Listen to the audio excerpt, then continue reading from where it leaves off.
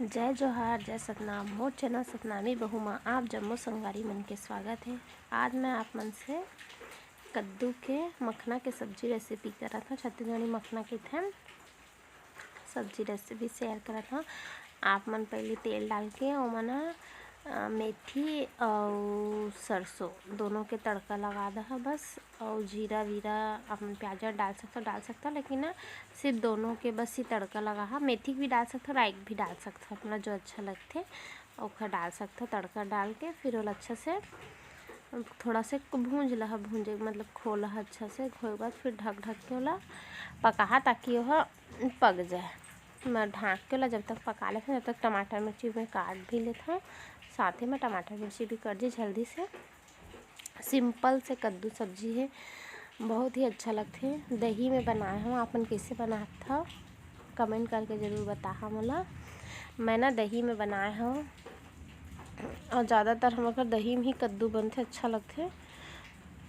कच्चा है ना, बिल्कुल एकदम बारीक से तोड़ के लाए हैं तो हाँ इसने एकदम भूंजते गल ही देगी। थोड़ा से है भूंजते तो अच्छा से खोवत हो और टमाटर खोवत तो ढक के पका हो खुदे गल जाते।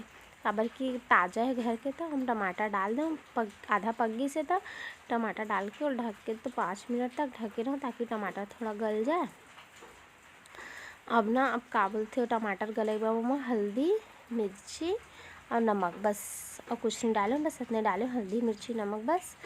और फिर वो डाल के और सूखा बना तो सूखा भी बना सकते हैं। इसमें हल्दी मिर्ची नमक धनिया पाउडर थोड़ा से डाल दें तो बस।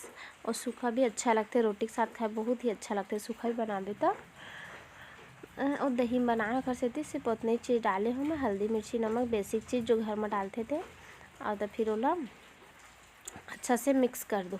मिक्स करे बाद फिर वो टमाटर थोड़ा गल जाही ना, टमाटर ला और कद्दू भी थोड़ा अच्छा से गला लो। काबर कि दही डाल हूँ नहीं, दही डाले के बाद हो ना मतलब थोड़ा वो हो जाते, नहीं तो थोड़ी याद ही दही डाला था एक हल अच्छा ना। पहली सोला थोड़ा से पका लो ताकि चेक करके देख लो कि दोनों पक गए हैं कि नहीं।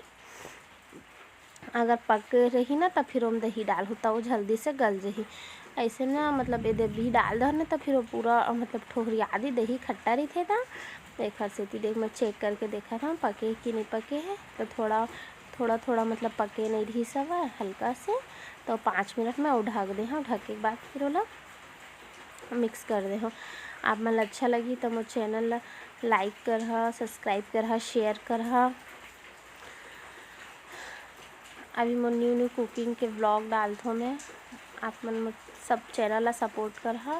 और दही है मैं ना आप मही भी डाल सकते हो, कुछ भी डाल सकते हो, लेकिन मैं बाज़ार से मैं दही ला रही हूँ। दही है, दही लोला डाल दी हूँ मैं। हाँ मथे वथे नहीं हो मिलाबे तो खुदे अच्छा से हो जाते दही डालबे तो। लेकिन वो खोद रहे नहीं तो ना मतलब थोड़ा फटे टाइप हो जाते ना। अच्छा से ला मिक्स करके दही ला और ना दही जब भी डाला फिर या फिर मही डालो या दही डालो कुछ भी डालो।